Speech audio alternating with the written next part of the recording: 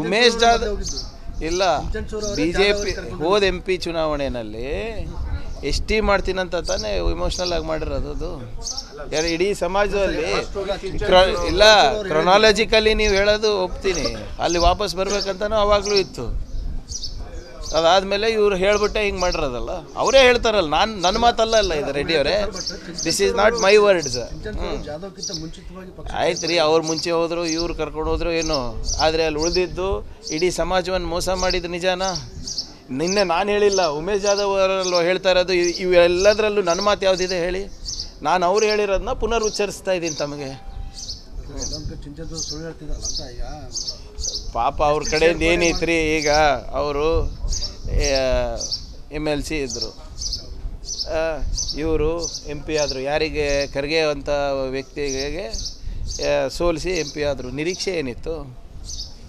ಖರ್ಗೆ ಅವ್ರಿಗೆ ಸೋಲಿಸ್ತಾರೆ, ದೊಡ್ಡ ಮಂತ್ರಿ ಆಗ್ತಾರೆ, ST ಆಗುತ್ತೆ.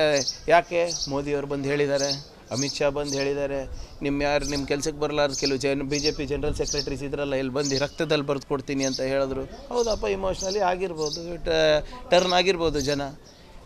ಈಗ 5 ವರ್ಷ ಆದಮೇಲೆ ನಮ್ಮ ಕೈಲಾಗಲ್ಲ, ಖರ್ಗೆ ಅವ್ರಿಗೆ ಕೇಳಿ, ಪ್ರಿಯಾಂಕ್ ಖರ್ಗೆಗೆ ಕೇಳಿ, ಅಲ್ಲಂ ಪ್ರಭು ಪಾಟೀಲ್ ಅವ್ರಿಗೆ ಕೇಳಿ ಅಂದರೆ ಏನರ್ಥ? ಮತ್ತು ಇವ್ರೇನು ಮಾಡ್ತಾಯಿದ್ರು 4 ವರ್ಷ?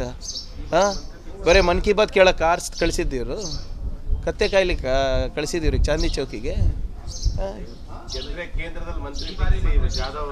ಅಯ್ಯೋ, ಒಳ್ಳೇದಾಗಲಿ ಒಳ್ಳೇದಾಗಲಿ.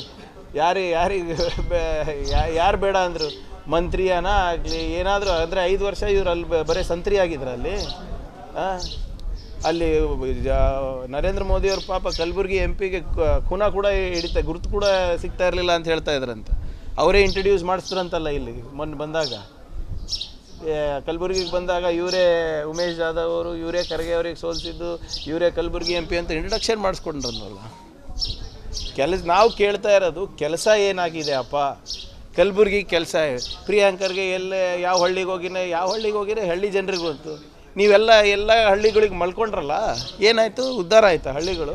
ಅಶೋಕ್ ಬಂದು ಇಲ್ಲೆಲ್ಲ ಯಾವುದು ಗ್ರಾಮ ವಾಸ್ತವ್ಯ ಮಾಡಿದ್ರಲ್ಲ, ಆಯಿತಾ ಉದ್ಧಾರ ಹಳ್ಳಿಗಳು? ನಾವು ಕೇಳ್ತಾ ಇರೋ ಹಳ್ಳಿಗೆ ಏನು ಮಾಡಿದ್ದೀರಾ ಅಂದರೆ, ಹಳ್ಳಿಗಳಲ್ಲಿ ಹೋಗಿ ಮಲ್ಕೊಂಡಿದ್ದೀನಿ. ನೀವು ಯಾರ ಜೊತೆ ಹೋಗಿದ್ರಿ, ಎಲ್ಲಿ ಮಲ್ಕೊಂಡ್ರಿ, ಎಲ್ಲಿ ಎದ್ರಿ, ಯಾರ ಜೊತೆ ಮಲ್ಕೊಂಡ್ರಿ ಯಾರು ಕೇಳಲ್ಲ. ಊರಿಗೆ ಏನು ಅಭಿವೃದ್ಧಿ ಆಗಿದೆ ಅದಕ್ಕೆ ಕೇಳ್ತಾರೆ. ಅದ್ರ ಬಗ್ಗೆ ಕೇಳಿದ್ರೆ ನಾನು ಹೋಗಿ ಊರಲ್ಲಿ ಮಲ್ಕೊಂಡಿದ್ದೀನಿ ಅಂತ. ಏನು ಅಲ್ಲಿ ನೀರು ಬಿಡಿಸಪ್ಪ ಅಂದರೆ BP ಚೆಕ್ ಮಾಡೋಕ್ಕೆ ಹೋಗಿದ್ದು ನಾನು. ಇಂಥ ಉತ್ತರಗಳ ಒಬ್ಬರು ಸಂಸದರು ಕೊಡೋದು? ಹೌದಾಗುತ್ತೆ. JDS ಉಳಿಯಲ್ಲ.